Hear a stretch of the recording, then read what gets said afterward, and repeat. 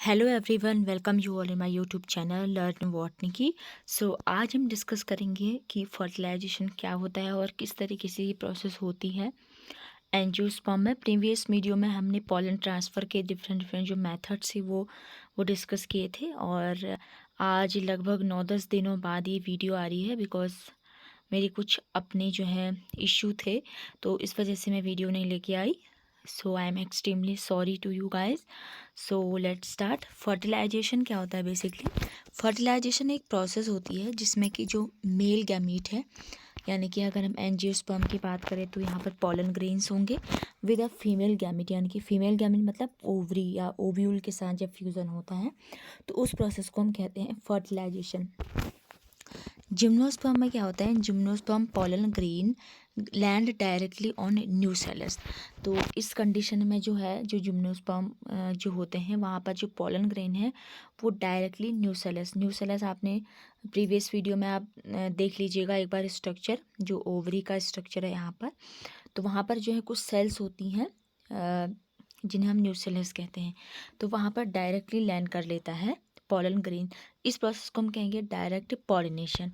But angiosperm के cases में जो पॉलन ग्रेन्स हैं are deposited on the stigma to produce pollen tube, यानी कि इस प्रोसेस में सबसे पहले क्या होता है, एंजियोस्पर्म में जो पॉलन ग्रेन्स है वो सबसे पहले स्टिग्मा पे डिपॉजिट होते हैं और वो पॉलन ट्यूब बनाते हैं, राइट, जिसमें कि जनरेटिव सेल्स प्रेजेंट होती हैं और स्पर्म सेल्स होती हैं।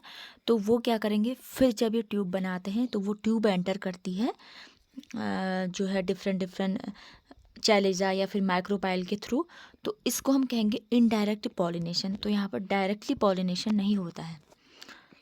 Pollen tube is only a few millimetre in sugar beet, यानी कि पॉलन ट्यूब की लेंथ की बात करें तो फ्यू मिलीमीटर जो है शुगर बीट में होती है, लेकिन सबसे लंबी जो पॉलन ट्यूब होती है that is found in corn, जिसे हम मेज भी कहते हैं, that is 450 millimetre in corn, right. So mostly pollen are monosiphonous. बहुत सारे जो पॉलन्स होते हैं मोनोसाइफनस होते हैं, मतलब जिसमें एक ही पॉलन ट्यूब प्रेजेंट होती है, एक सिंगल पॉलन ट्यूब प्रेजेंट होगी।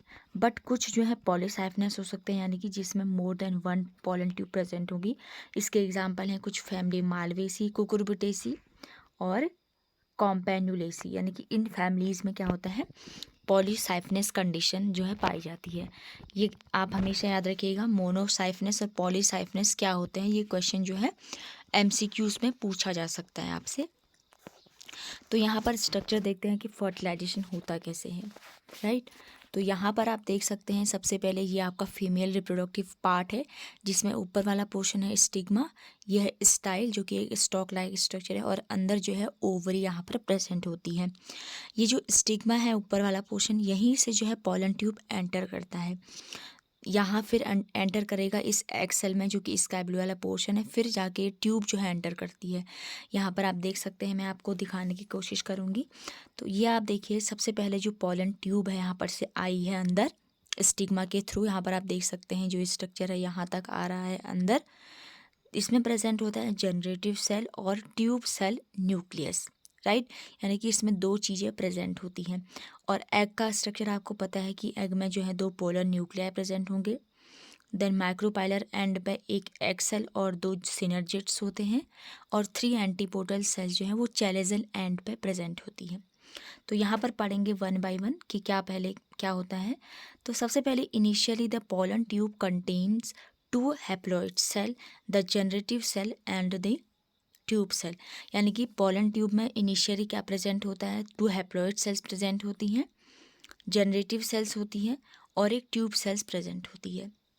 The generative cell divide mitotically producing 2 haploid sperm, यानी कि जब जनरेटिव जो सेल्स है यही क्या करेगी, स्पर्म सेल बनाती है जब माइटोटिकली डिवाइड होती है। तो यहाँ पर आप देखोगे यहाँ पर 2 स्पर्म सेल यहाँ पर बन चुकी हैं। अब ये जो पॉलन ट्यूब है इसने यहाँ पर ओवरी के अंदर आना शुरू किया है ताकि फर्टिलाइजेशन हो सके, और ये जो है डिफरेंट डिफरेंट वे से या डिफरेंट डिफरेंट हम कह सकते हैं डिफरेंट डिफरेंट रास्तों से होकर क्या है इस ओवरी के अंदर एंटर करती है। तो रास्ते का मतलब क्या है, अगर ये इस वाले पोर्शन से एंटर कर रही है तो यहाँ पर आप देखोगे कि ये इस पोर से एंटर करी यानी कि माइक्रोपाइल वाले रीजन से एंटर करेगी, राइट। तो इस कंडीशन को हम कहेंगे पोरोगैमी, यानी कि जो pollen tube, this one is pollen tube. जब ये पोलन ट्यूब जो है, आप रेड वाले कर्सर पर फोकस कीजिएगा क्योंकि ये यहाँ पर दो कर्सर आपको दिखाई दे रहे हैं, वाइट और रेड, तो रेड पर फोकस करना है आपको। तो यहाँ से ये ट्यूब जो है एंटर करी अंदर, तो यहाँ पर अब क्या होगा, जब ये एंटर करती है इस बेसिकली इस रीजन के थ्रू, माइक्रोपाइल के थ्रू, तो उसे हम पोरोगैमी कहते हैं इस कंडीशन को।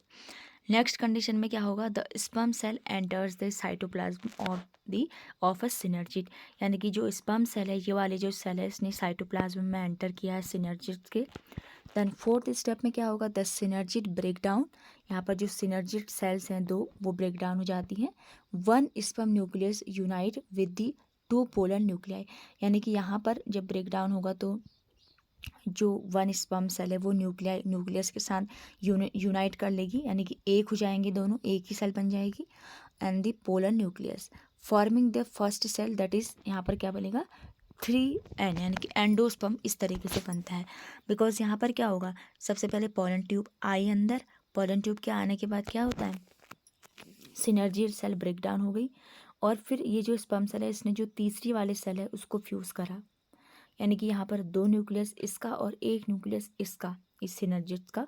तो ये जो है कम्प्लीटली क्या बन, सिनर्जिट का नहीं मतलब जो स्पर्म सेल है उसका, क्योंकि सिनर्जिट तो डिस्ट्रॉय हो चुका है। तो इस वजह से यहाँ पर 3N कंडीशन बन जाती है, ट्रिप्लॉइड कंडीशन बन जाती है। इस कंडीशन को हम कहेंगे एंडोस्पर्म का जनरेशन यहाँ पर हो गया है, राइट। नेक्स्ट है the other sperm nucleus fertilize the egg forming the zygote the first cell of 2N sporophyte generation, यानी कि मैंने आपको बताया कि यहाँ पर जो है डिवाइड करके दो स्पर्म सेल बनी। जो पहला स्पर्म सेल है उसने इस पोलर न्यूक्लियाई को फ्यूज़ करा, ठीक है, और दूसरा वाला एग सेल को फ्यूज़ करके जो है क्या बनाएगा, फर्टिलाइज करके जाइगोट की फॉर्मेशन करता है।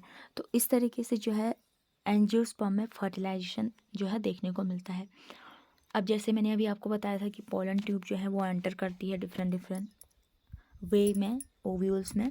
पोरोगैमी का मतलब होता है जब पोलन ट्यूब एंटर करती है ओव्यूल थ्रू दी माइक्रोपाइल के थ्रू, और चैलेजोगैमी when the pollen tube enters through chalazal and, जैसे कैस यूरिना में देखा जाता है। चैलेजल एंड आपको ये वाला पोर्शन है, इस वाले पोर्शन से जब एंटर करेगी।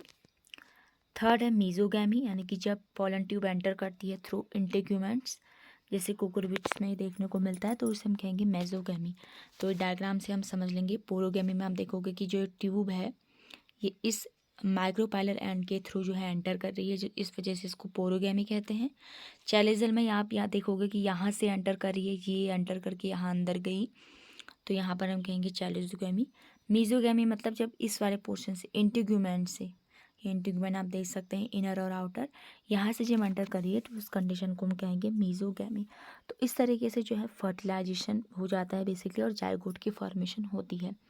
आई होप कि आपको समझ में आया है। नेक्स्ट वीडियो में देखेंगे कि डबल फर्टिलाइजेशन क्या होता है, जो कि एक इंपॉर्टेंट कैरेक्टर है of the angiosperm, right? So if you like this video, do like, share and subscribe my channel, or thank you for watching.